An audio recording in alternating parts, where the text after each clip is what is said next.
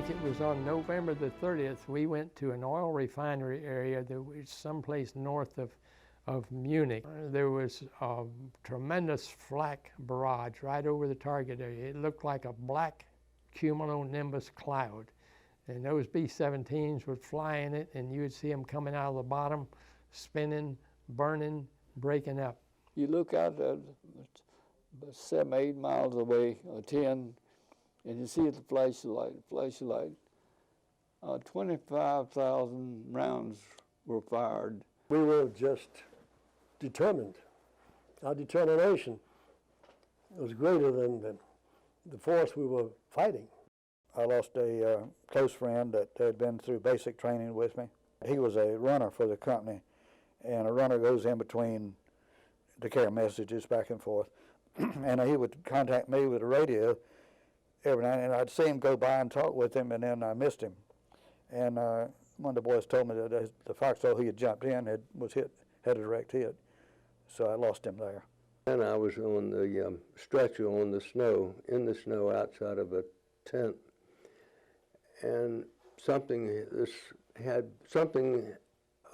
this man put in my mouth, and I opened my eyes, and it was the chaplain, and he had just administered last rites, and he was folding up his prayer cloth, putting it back in his leather bag, and I said, "What are you doing?" He said, "I just gave you last rites." And I had no idea what was going on, and I told him where to go. And he started laughing. I started laughing. I said, "Listen, this is serious. You tell me I'm going to die, and I'm not going anywhere." And he reached down, kissed me on my forehead, took his helmet off and put it on mine, and I heard him yell, "Get this one in the tent. He's going to make it." A lot of those guys are over there under those white crosses, and those are the true heroes of the Battle of the Bulge.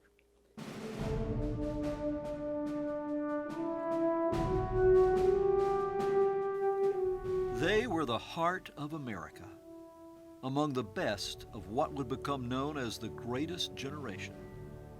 They had learned the lessons of war in North Africa, slugged their way up the Italian peninsula, waded through the bloody waters of Omaha and Utah beaches, dropped or landed from the skies over Normandy, pounded Adolf Hitler's formidable Atlantic Wall from sea and air, had smashed it and broken through. Then, throughout the bloody summer of 1944, while soldiers, sailors, and Marines were battling Imperial Japan, they had waged war through the hedgerow country of Normandy, advancing against stubborn German resistance on fields of fire that would become roll calls of American honor. Saint-Mary-Glisse and Sainte-Marie-du-Mont, Lafayette Bridge and Brecourt Manor, Carentan, Caen, Saint-Lô.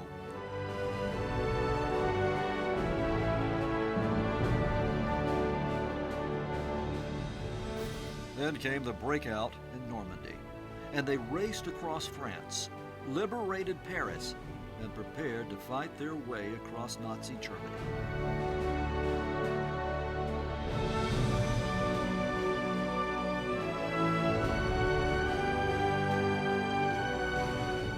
They shook off a bloody setback in Holland with Operation Market Garden and advanced through Belgium, preparing for the final thrust into the Nazi heartland.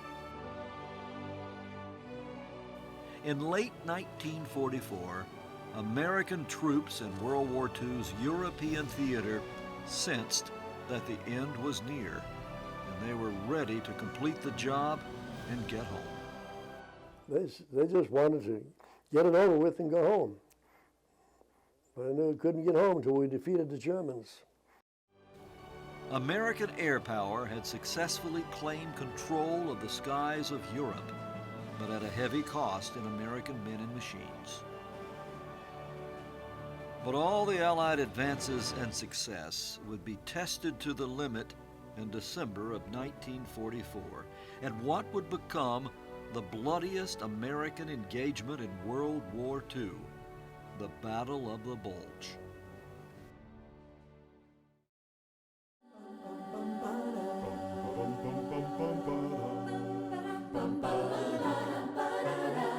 Near Christmas in 1944, American troops in the European theater of the war finally stopped to rest. The American Army had almost outrun its supply line, moving forward so quickly that fuel, food, ammunition, and winter uniforms were lagging behind. The German army had retreated back into Germany, and Adolf Hitler's Third Reich appeared to be tottering on the edge of defeat.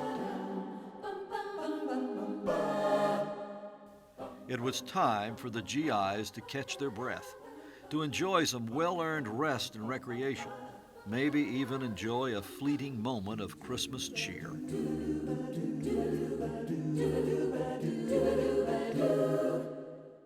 And the safest place on the front lines, many believed, was in southern Belgium, in a heavily forested region called the Ardennes, a perfect place for combat veterans to rest and recover, and for new troops to gain additional training before advancing into Germany. Wanted us to go into a quiet area where we could rest and have some hot food, and told us it was going to be very quiet.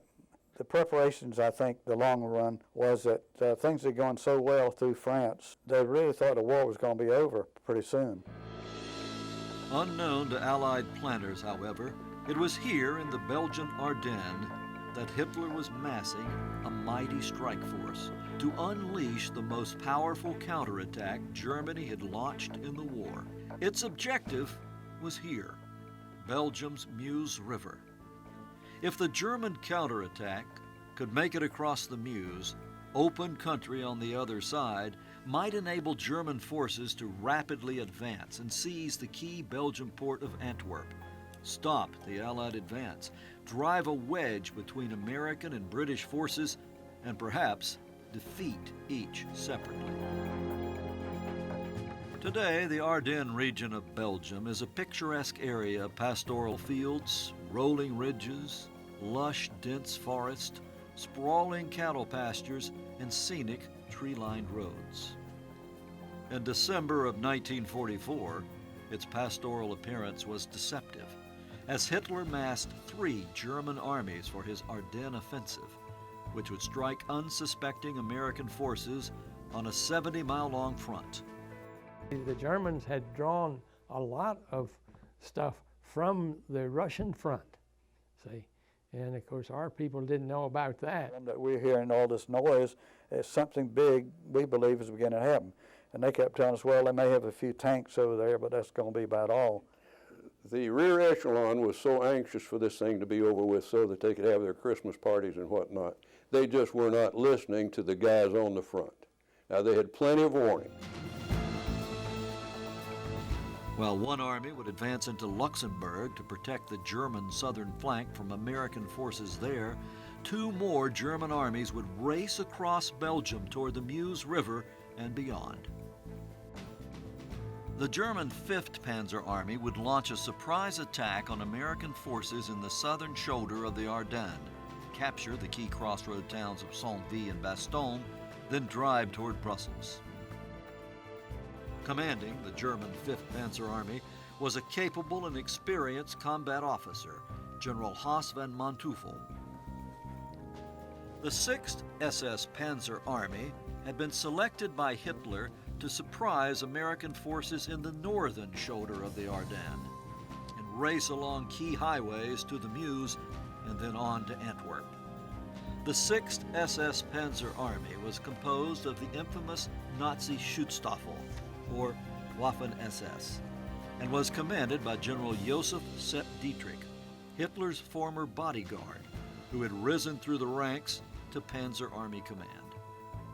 Devoted to Hitler and Nazism, SS troops were responsible for the slaughter of countless civilians in Poland, the Soviet Union, and elsewhere, and were the enforcers of the Nazi Holocaust. They usually had the SS guys were the backup, and if they saw one of their own soldiers retreating, they'd just shoot him right there. So they kept a lot of their guys on their toes just by, I guess, their own zeal and bloodthirst. Chosen to spearhead the 6th SS Panzer Army's advance in the north and the entire counterattack was 29-year-old Joachim Peiper, the youngest regimental colonel in the SS. A former top aide to SS Commander Heinrich Himmler, Peiper was a seasoned combat veteran who, was alleged, had burned down 2 Russian villages on the Eastern Front after massacring all their inhabitants.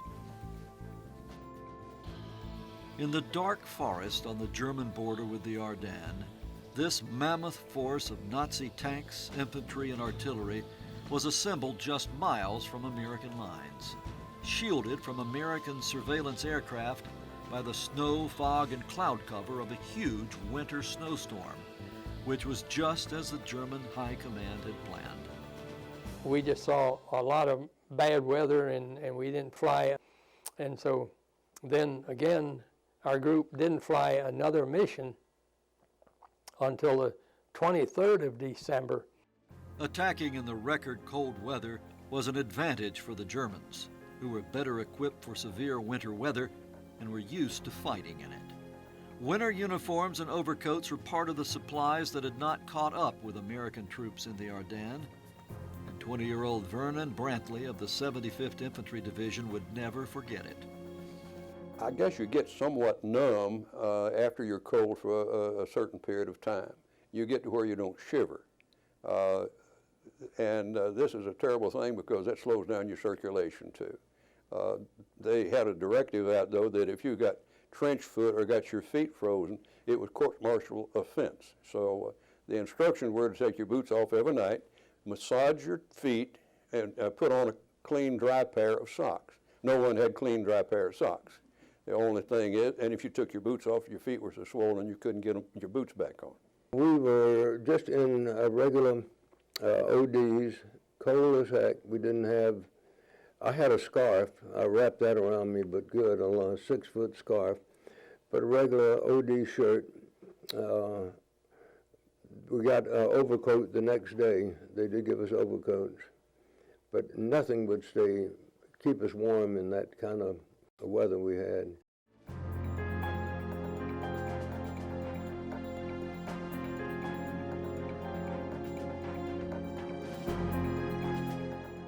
Hitler's code name for the giant German counterattack was Wacht am Rhein, or Watch on the Rhine.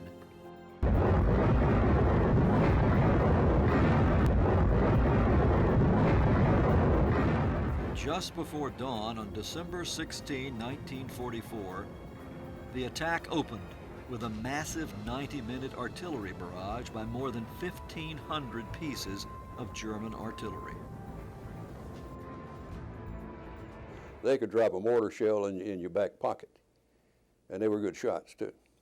And you could tell by listening to the shells whether it was going over your head or landing closer by the sound of the artillery. Well, nothing much we could do except get hunkered down further in the foxhole.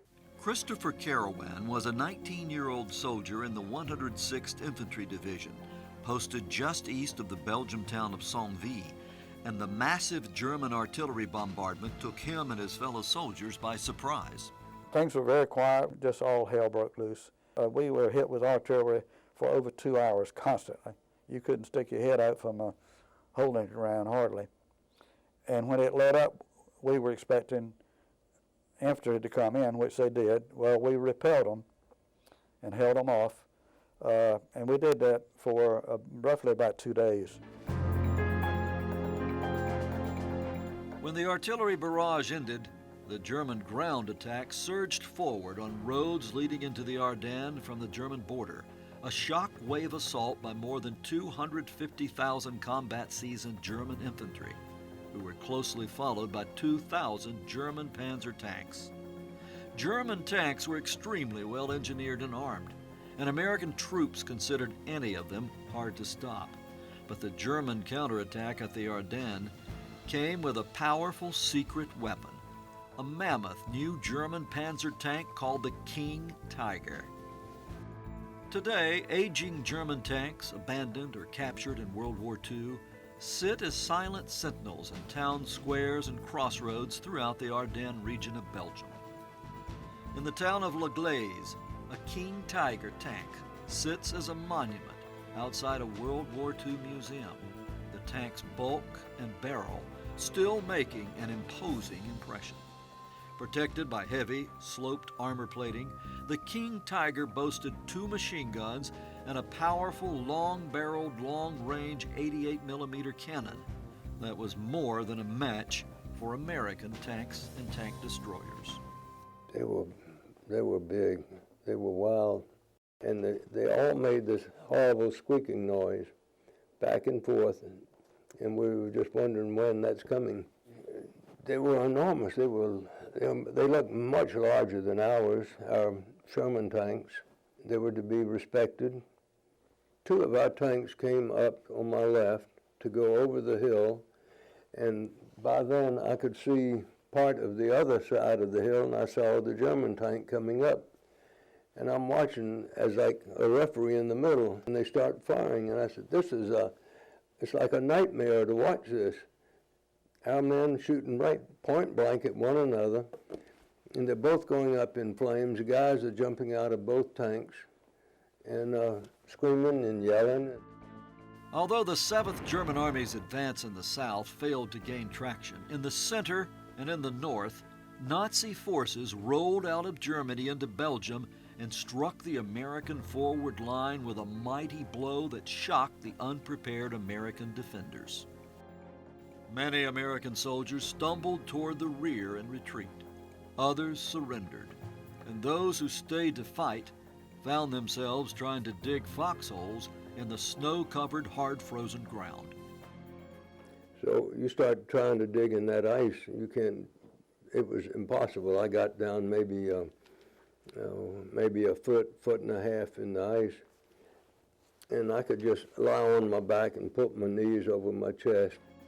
At the center of the German attack, east of the important crossroads town of Saint-Vit, General von Manteuffel's 5th Panzer Army slammed into positions held by the U.S. 106th and 28th Infantry Divisions and scored an immediate and major victory. Surrounded and running out of ammunition, 2 entire regiments of the 106th Infantry surrendered to the Germans. More than 8,000 American troops who were soon on the road to Germany as prisoners of war. It was the largest American surrender in the war's European theater. We were beginning to get snow and rain combination, so the planes couldn't drop us any backup ammunition, and we were getting really short on it. And the 422nd and 423rd just ran completely out of ammunition about the 3rd or 4th day. And they really had no choice. They gave up because they were out of ammunition. We had no tank support. They were looking at about 10-1 against what they were trying to fight. As the 2 German armies advanced through the Belgium countryside, a special unit of SS troops spread confusion behind U.S. lines by disguising themselves as American soldiers. German troops dressed as American military police turned around road signs and misdirected U.S. reinforcements. They said, the Germans are in our uniforms and we can't tell them from us. And they speak English, so we'll have to use a password. And tonight, the password is roses are red. That's a horrible password, so simple. You're frightened, it's at night, and I could hear some footsteps behind me, and before I could turn, I heard the rifles cocked going back, and someone yelled, roses are, and I turned around and I saw 3 M1s all pointed at my head, and I couldn't think of red for heck. I said, wait, don't shoot, don't shoot. Finally, I blurted it out, and they said, man, you're mighty lucky. At Allied headquarters in Paris, General Eisenhower received news of the massive German counterattack late on the afternoon of December 16th. Some Allied commanders doubted the reports from Belgium, but not Eisenhower, who immediately ordered huge numbers of reinforcements rushed eastward to plug the German breakthrough. And the instructions were keep going up that road until you start getting shot at. Among those reinforcements was a young replacement soldier, Private Maurice Klein, who had just arrived in France and was rushed with reinforcements to the Bulge on December 18, where he underwent a baptism of fire. And as we were running down this road, the mortars were hitting dead center of the road. The Germans had us marked. And the mortars would hit the road, and you just splatter, and you just see a little mark on the road, but you knew that was a deadly mortar that just landed nearby. Everyone screaming and yelling, and of course you'd hear "God help me" all over the place. Shells were coming in over us, in front of us, left and right, and you could look up and you could see the shells coming.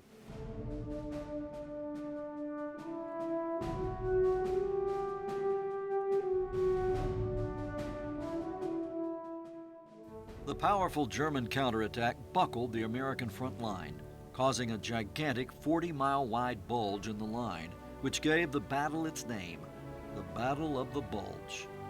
While the American line bulged, it did not completely break, due in large measure to a series of heroic front-line stands made by a handful of American soldiers in key places at critical times. The bloody Battle of the Bulge would be a story of a few holding out against many. One of the first and most important front-line stands was the defense of the town of Conway. It was a town of beauty, great beauty, magnificent fir trees, and but very treacherous. This town was nestled down in a little valley, and the hills were all around it, and the Germans were hard to root out of the hills. When the two regiments of the 106th Division surrendered, a third, the 424th Infantry Regiment, escaped the German net, withdrew to Conway, and along with survivors of the 28th Infantry Division, dug in with orders to hold out as long as possible. In fact, we got the word. They told us that either hold it, don't leave, or stay there till you die. On December 17th, Conway's initial American defenders were reinforced by artillery of the U.S. 7th and 9th Armored Divisions, and on the ridges outside town, the defenders of Conway waged a fierce, stubborn defense, a relative handful of determined American troops holding off legions of German soldiers backed by Panzer tanks. They hit us with that artillery and just tore up things completely.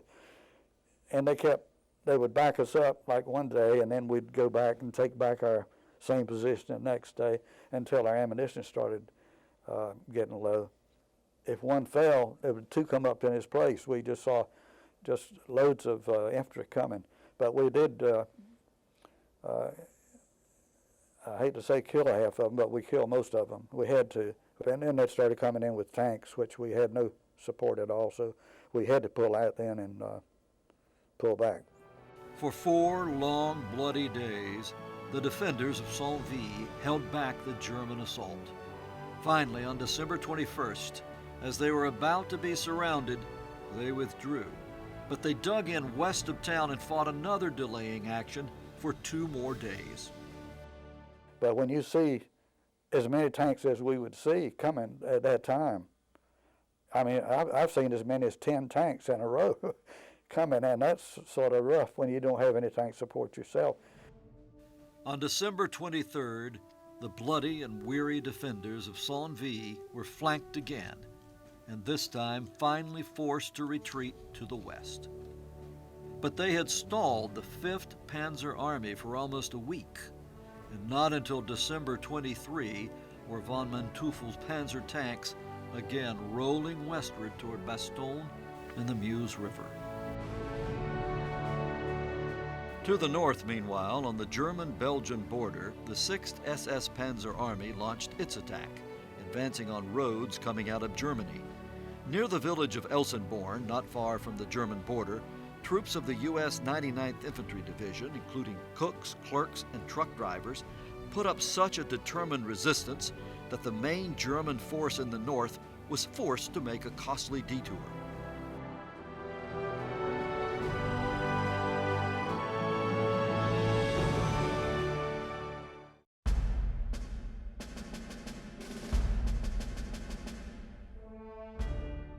On a key highway near the village of Lanzereth, Belgium, meanwhile, the 6th SS Panzer Army Spearhead Advance Guard under SS Colonel Joachim Peiper also encountered a critical setback, a deadly roadblock engineered by an American junior officer and a single platoon of U.S. troops.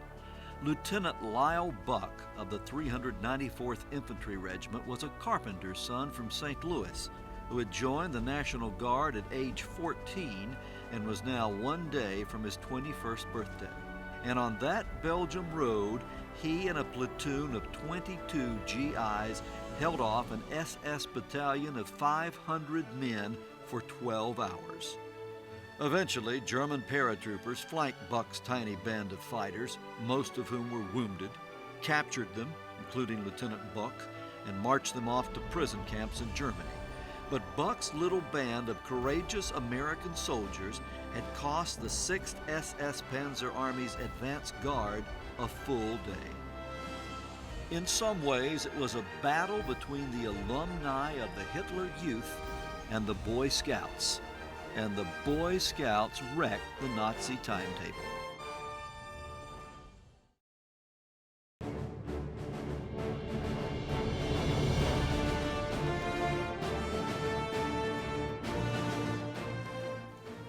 On the second day of the German attack, December 17, 1944, Colonel Peiper's SS Vanguard found an alternate route that was lightly defended and partially made up for lost time, advancing 25 miles. His infantry were transported in troop carriers armed with machine guns and supported by his panzers. En route, they surprised and destroyed an American troop convoy and spurred panic in a U.S. field hospital as American medical personnel frantically evacuated wounded and injured troops. At the village of Bulge, Peiper's force surprised American troops lining up for breakfast, quickly overwhelmed all opposition, and seized a prize of tremendous value, thousands of gallons of gasoline at a U.S. fuel pump. The German panzers, especially the King Tigers, guzzled gasoline, and the great weakness of the German attack force was a lack of fuel. They had anticipated capturing American fuel dumps because they knew we had fuel dumps, and they had anticipated capturing those. So they only had enough fuel to get them part of the way. Their ultimate goal was Antwerp. Refueled now with American gasoline, Peiper's powerful advance guard raced onward along the Belgian roads, taking more American troops by surprise along the way. Near the town of Malmedy, they captured about 150 American soldiers of the 285th Field Artillery Observation Battalion and left them lined up in a nearby snow-covered field, under guard and awaiting transport to Germany as prisoners of war. Soon afterward, the main force of the SS 6th Panzer Division reached the field. SS officers on 2 tanks opened fire on the American POWs with machine guns. Scores of them were killed, and their bodies were left lying in the snow. We had a Belgian man come up, and he was just throw his hands in the air, and I didn't know what he was saying. But as we went by and went down this highway out of Malmedy, he kept pointing to us to show us over, and then we looked over and saw these bodies all laying out in the field that they'd machine gunned down and killed. It looked almost like logs laying out in a field until you look good, and then we'd see maybe an arm stuck up in the air, or there would be one body fell over another body, this type of thing, and it made us just about sick.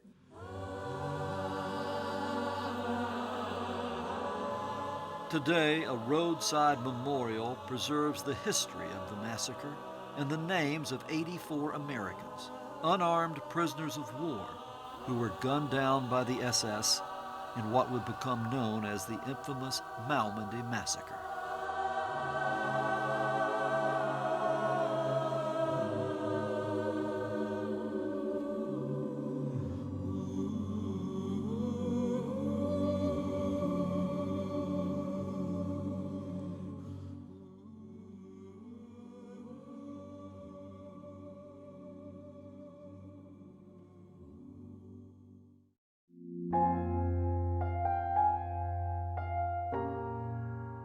A few miles away, in the village of Ligneville, Piper's advance guard surprised and overwhelmed a small force of troops from the U.S. 9th Armored Division. Today, the names of 8 of the American POWs are inscribed on a roadside monument in the village.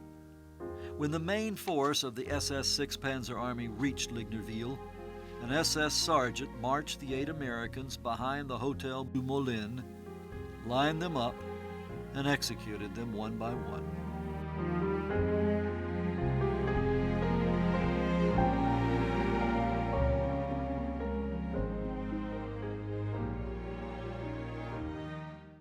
Another massacre, one of the most notorious SS executions during the Battle of the Bulge, occurred here, the tiny village of Werth. Here, at a house in the village on the second day of battle, 11 African-American soldiers of the U.S. 333rd Artillery Battalion were captured by SS troops.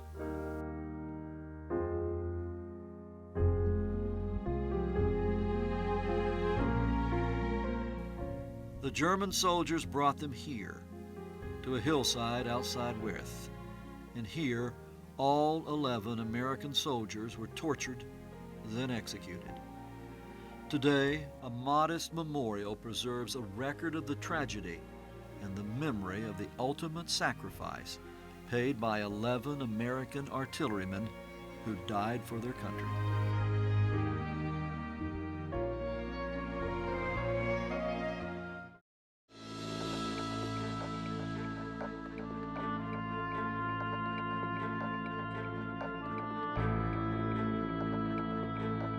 By the afternoon of December 17, Colonel Piper and his SS advance guard were again low on gas and headed here, to the town of Stavelot on Belgium's Amblieve River. Stavelot was an American supply center and contained a map depot where the U.S. Army was storing 2.5 million maps for the invasion of Germany, and outside of town, 1 million gallons of gasoline at a fuel depot. That afternoon, unsuspecting American soldiers from a truck convoy were lolling around the town square, chatting with the local girls and strolling over a stone bridge that spanned the Amblieve River. Unknown to any of them, picturesque Stavelot was the target of Piper's SS tanks and infantry, which were even then heading toward the town, where the American fuel depot could replenish Piper's tanks and troop carriers. They had anticipated capturing American fuel dumps. And I never seen 5-gallon cans on pallets stuck so high in my life. They're 2.5 stories high on either side of the road, just hundreds and hundreds of yards, just enormous. If they had gotten to that gas dump, they'd have been in Antwerp. In Stavelot, near a spot where an aging American half-track stands as a monument today, a 12-man squad of the U.S. 291st Combat Engineers arrived just after dusk to set up a roadblock. They laid landmines in front of the bridge and deployed a bazooka team, and moments later, Colonel Piper's lead German tanks arrived. As Piper's SS Panzers approached the bridge, however, they hit the minefield the Americans had just laid and took fire from the Combat Engineers' bazooka team and retreated back up the hill. In the morning, his forces advanced on the town and were further delayed by a small detachment of the U.S. 526th Armored Infantry Battalion, commanded by Major Paul Solis. Major Solis and his tiny force courageously fought a fierce delaying action at the Stavelot Bridge, knocking out 4 German tanks and holding off a large force of SS paratroopers. Finally, German panzers pushed across the bridge into town, forcing Major Solis and his surviving troops to retreat. And then the SS turned on the civilians of Stavelot. In various places around the town, the SS executed men, women, and children for little or no reason, 23 in all. While the SS troops were engaged in their brutal takeover of the town, Major Solis took his half-track up the hill outside town to the huge American fuel dump. There, he and his men piled up a mountain of gas cans on the road and blew them up, just as a column of Piper's tanks approached. A fiery, impassable roadblock prevented Piper's tanks from refueling on American gasoline. Now the German panzers were again low on fuel. So, I mean, they wanted to get to that gas, but they never got a drop. Leaving his dead where they had fallen, Colonel Piper left Stavlo, which was soon retaken by American troops, and pushed forward toward his Meuse River objective, which now lay less than 50 miles away.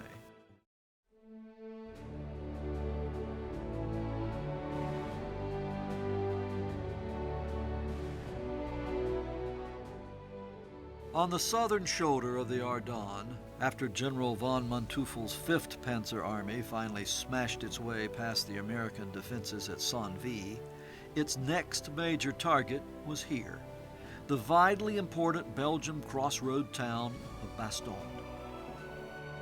Today, Bastogne is the central stopping point for visitors to the Battle of the Bulge historic sites and museums, and the town square is marked by a battle-scarred American Sherman tank. Bastogne is also a regional shopping center, bustling in the summertime with busy restaurants, hotels, and a variety of shops. Just as a network of roads converge on Bastogne today, so it was in 1944, making the town a key target on the German invasion route. Bastogne was a key. I never saw a small town with so many roads leading in and out of it. It was a hub of the whole Ardennes. You couldn't get anywhere except by going through Bastogne. Defending Bastogne when Manteuffel's 5th Panzer Army approached was the U.S. 28th Infantry Division. It was composed of veteran combat troops who had fought from Normandy to the German border, and although outnumbered, they had stubbornly resisted the initial German attack. Then they were relieved by reinforcements, the 101st Airborne Division. The 101st Screaming Eagles had jumped into Normandy on the eve of D-Day along with the hard-fighting 82nd Airborne, and when Eisenhower learned of the German breakthrough, he had rushed both airborne divisions to the Bulge. The 101st took up positions in the woods and on the roads around Bastogne. Backed up by the U.S. 10th Armored Division, 12,000 American troops, charged with holding off an army of more than 100,000 German soldiers. When warned that the 101st was about to be surrounded by the German army, an airborne officer reportedly quipped, "We're paratroopers. We're supposed to be surrounded." Surrounded, that's the one word. And the supply drops weren't always successful. The weather was horrible. I've never been so cold in my life. Moving down the roads and through the fields to surround Bastogne, the troops and tanks of the German 5th Panzer Army made a mighty attack on December 20, failed to break through, launched another ferocious attack the next day, and the next, day after day. Francois Schumer was a Belgian farm boy living in the community of Foix, just outside Bastogne, during the fighting. Il est tombé sur la ferme là 17 obus. 17 artillery shells fell on our farm. They caught our huge silo on fire, and it burnt up, so our cattle had no food. It wasn't pretty. It was very dangerous, and no one could sleep because the fighting was all around us. The Germans were down in our basement, and the Americans used hand grenades to chase them out.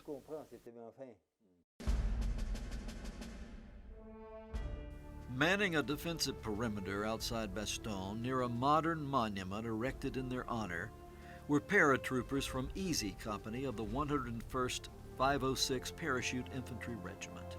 In their rush to battle, they had not been supplied with adequate winter uniforms, and they were low on food, but they were high on determination and perseverance.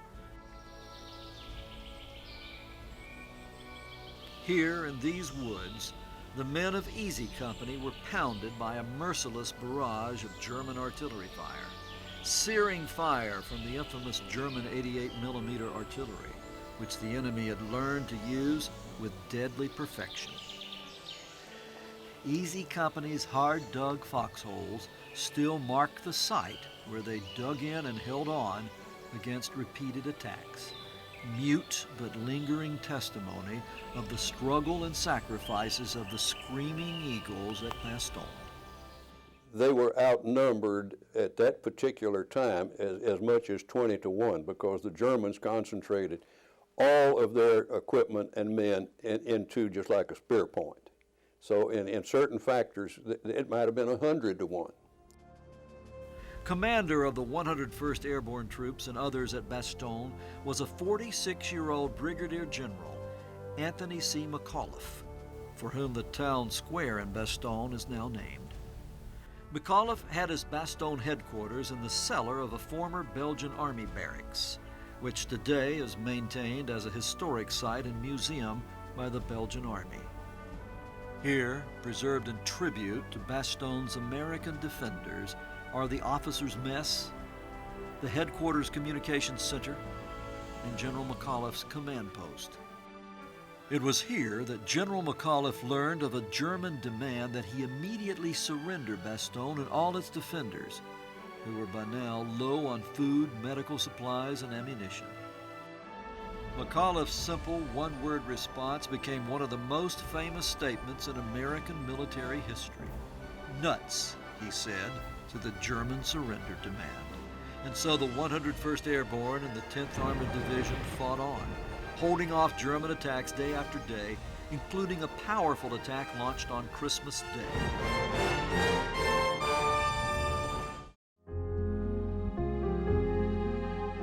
Also honored in the museum is a young Belgian woman who paid the ultimate sacrifice while aiding wounded American troops during the siege.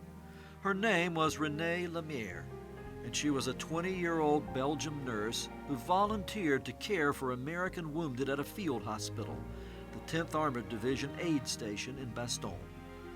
The field hospital was located in a building on this street, and here, on Christmas Eve of 1944, 2 German bombs destroyed the aid station and killed its occupants, including young Renée Lemaire.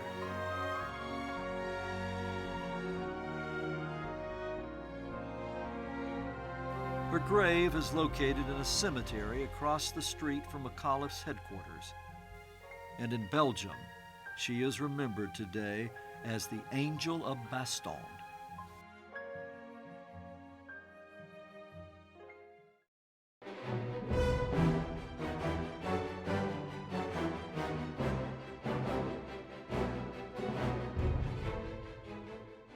On Christmas Day in Bastogne, conditions looked bleak for the American defenders. Despite scattered airdrops by the Army Air Force, they were low on food, low on medical supplies, and now were running dangerously low on ammunition. And the surrounding German forces were increasing their squeeze on the besieged town. Racing to the rescue of Bastogne's besieged defenders, meanwhile, was the U.S. Third Army, commanded by one of the most famous figures of World War II, General George Patton. Patton was already renowned for the speed and skill in which he could move tanks and troops into battle, and for his eagerness to fight and his ability to win. Hugh Fensel was a 27-year-old first lieutenant and assistant company commander in Patton's army during the Battle of the Bulge. He was rough, tough, and nasty. He did a lot of cursing. He was a fighter, and he knew tactics.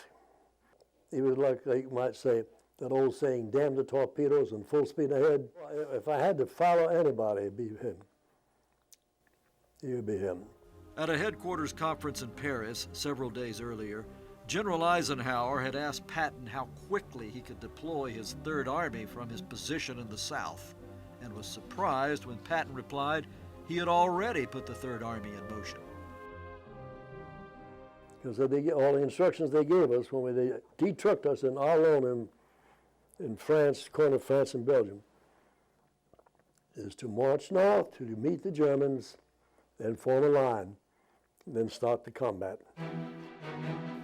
The severe weather, rain, snow, and low cloud cover had kept Eisenhower from using American air power. Patton wanted air cover for his army, so he ordered the 3rd Army Chief Chaplain to compose a prayer and had 250,000 copies printed and distributed to his troops. It read, "Almighty and most merciful Father, we humbly beseech Thee of Thy great goodness to restrain these immoderate rains with which we have to contend. Grant us fair weather for battle. Graciously hearken to us as soldiers who call upon Thee, that, armed with Thy power, we may advance from victory to victory and crush the oppression and wickedness of our enemies and establish Thy justice among men and nations." Shortly before Christmas, the weather cleared, and Patton awarded the 3rd Army Chief Chaplain the Bronze Star. Patton's army advanced with extraordinary speed. 3 divisions of troops with 130,000 vehicles and 62,000 tons of supplies advanced night and day over 125 miles of muddy, icy roads, fighting along the way.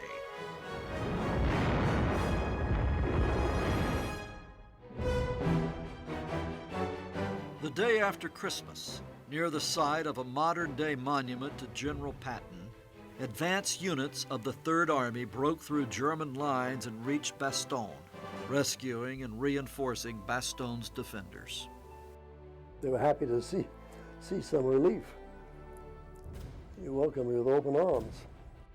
When a 101st Airborne paratrooper was informed that he and the rest of Bastogne's defenders had been rescued by General Patton, he replied, "The 101st didn't need rescuing. We were just busy killing the enemy."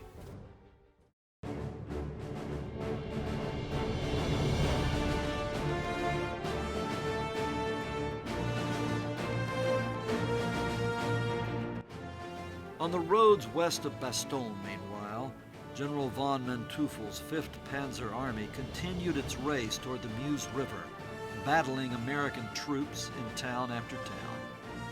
Stanley Smith was a 20-year-old officer in the 75th Infantry Division. We're told that they had to hold at all costs. We were told, and so Hotner, you hold this road at all costs. Don't move. And they started off with an enormous artillery barrage. I mean, enormous. Pitch black. You can't see a thing, but you can hear them. And following that, with the clank, clank, clank, clank, clank of those tanks. And that's the most scary thing, you know, clank, clank, clank, clank, and they were coming after us. My company, F Company, made one of the first attacks that we helped to stop the Bulge, I feel like. We got word that we would take the town of Manhay, Belgium, and we knocked out 2 of their tanks. At that time, we had brought a flamethrower up with us, and the guy with the flamethrower got up near enough that he could get one of the tanks and set it on fire. That's where I lost 2 of my closest friends. My best buddy got hit with a machine gun through his midsection. The other one didn't know what hit him. A mortar shell hit him. One of many Alamo-like stands against the 5th Panzer Army occurred here, at a critical crossroads north of Bastogne, an obscure but important site that would forever after be known as Parker's Crossroads. It was named for the young American officer who commanded its defense, Major Arthur Parker, who saw the importance of defending the crossroads and cobbled together a force of 300 soldiers from the 589th Field Artillery, the 82nd Airborne, and other units. Armed with 3 105mm howitzers, Major Parker and his 300 soldiers held off a full division of German infantry for 4 days. Not until the enemy was reinforced by a division of Panzer tanks was Major Parker's defiant force finally overrun. Many were killed, Many more were wounded, including Major Parker, and most of the survivors became prisoners of war in Germany. But they further delayed the German race to the Meuse River, another case of a few valiant, outnumbered American soldiers who were willing to sacrifice themselves for others.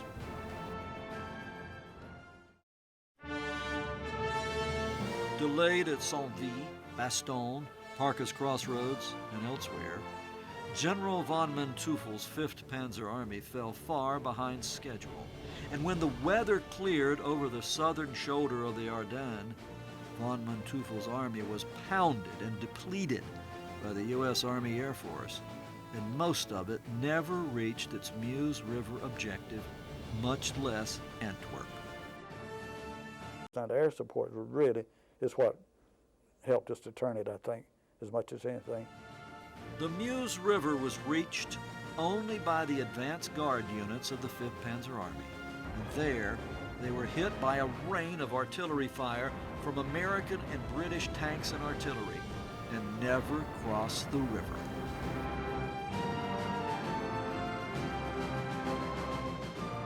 Weeks of fighting would follow as what was left of von Manteuffel's main force was driven back to Germany.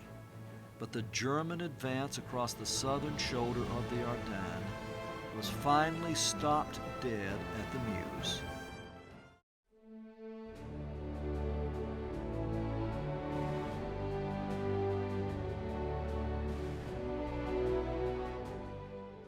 On the northern shoulder of the Ardennes, the SS 6th Army suffered the same fate as von Manteuffel's army, as its spearhead and vanguard, led by Colonel Joachim Peiper, was blocked and beaten by the Americans he so underestimated. After leaving the town of Stavelot, Peiper led his tanks and troops to the west, toward the Belgian town of Trois-Ponts. There, good bridges spanned the Amblive and Somme rivers, which would enable Peiper's SS panzers and troops to break free for his Meuse River objective, now only about 40 miles away. Trois-Ponts, with its critical bridges, was defended by a small force of the 51st Combat Engineers, along with 1 artillery piece and a dozen soldiers from the 526th Armored Infantry. The combat engineers rigged the bridges with explosives so the spans could be destroyed if the Germans tried to use them. As it does today, the road from Stavelot enters Trois-Ponts through an underpass beneath a railroad track. Here, a 4-man crew of the 526th Armored Infantry set up their only artillery piece, and when Peiper's first tank emerged from the tunnel, they opened fire. They disabled the first tank and hit a second one. Then their gun took a direct hit, killing all 4 of its crew. By sacrificing themselves, the American artillerymen had bought precious time, enabling the combat engineers to blow up the town's bridges and block the route of Peiper's SS advance guard. Now, Peiper and the tanks and troops of the 6th SS Army Advance Guard had to struggle forward on poor, muddy secondary roads, low on gas, and repeatedly under fire from American reinforcements, which produced some of the bloodiest fighting of the Battle of the Bulge. We were ordered to get in the trees, but the Germans were firing, hitting the top of the trees with the shell burst. I was just sitting there waiting for it. I knew it was coming.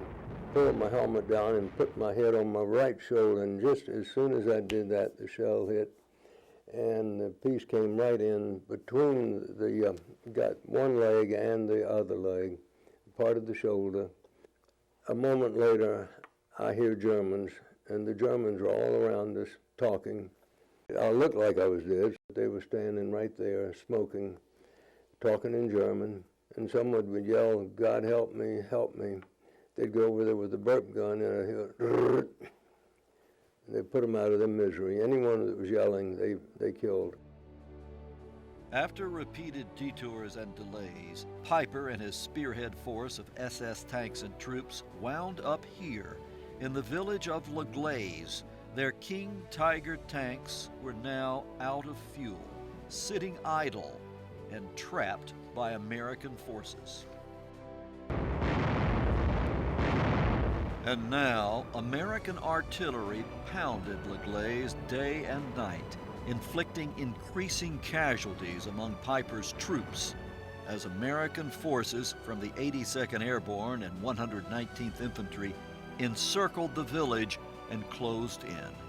At one point, German troops upstream tried to float gasoline cans down the Amblive River so Piper could refuel his tanks.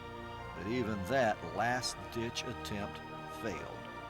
Trapped in the little village of La Glaise, Colonel Joachim Piper and his SS forces finally gave up.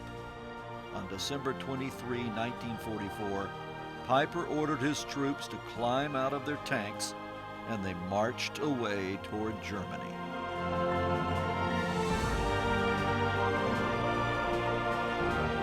We saw, half a dozen, or maybe a dozen German tanks just sitting there, out of gas, totally out of gas. And the crews had left them and gone back into the German line. The fearsome King Tigers and the other Panzer tanks were left behind to eventually become American trophies and later relics of a faraway war. The woods and fields of the Ardennes would see heavy fighting for weeks to come as American troops and aircraft drove the Germans back across the border into Germany. But by January 25, 1945, the Battle of the Bulge was over, and it was a spectacular victory for Allied forces.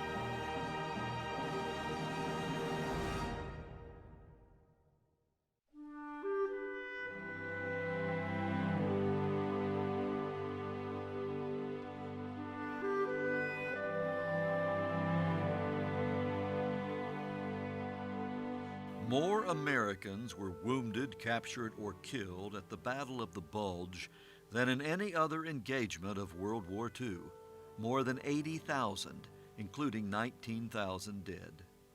Many of them are here in the Luxembourg American Cemetery. Their sacrifice was not in vain. The Battle of the Bulge drained the lifeblood from Adolf Hitler's army, inflicting 120,000 casualties by some estimates, and 4 months later, Adolf Hitler was dead, Nazi Germany had surrendered, and Allied victory in World War II was in sight.